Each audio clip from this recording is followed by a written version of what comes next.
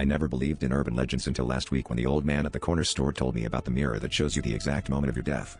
His eyes were grave, and his voice carried the weight of countless stories untold.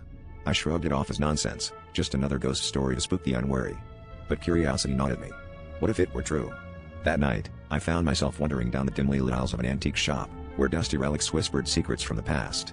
There, tucked away in a forgotten corner, stood an ornate mirror with a gleaming surface that seemed to breathe with its own life.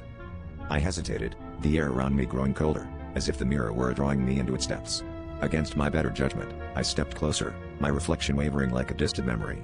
I leaned in, peering into the abyss, and the world around me faded. Suddenly, the glass swirled with shadows, and I saw myself in a place I'd never been, standing at the edge of a cliff, the wind howling in my ears. My heart pounded as the scene unfolded, revealing a fall, an impact, an end. I stumbled back, gasping for air, and the shopkeeper appeared, his face ashen with a knowing look. I couldn't shake the vision, the stark clarity of my demise etched into my mind.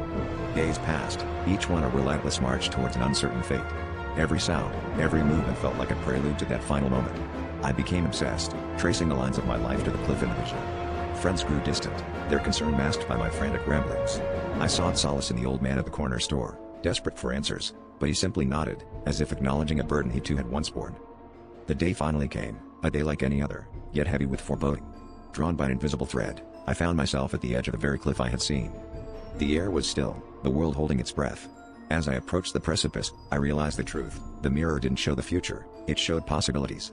It preyed on fear and doubt, weaving illusions that could become reality if you let them. But as the ground crumbled beneath my feet, I understood that it was too late. The mirror's curse had claimed another soul, and the last thing I saw was the old man's face, etched with the sorrow of knowing he'd passed the legend on. Don't forget to follow for more parts.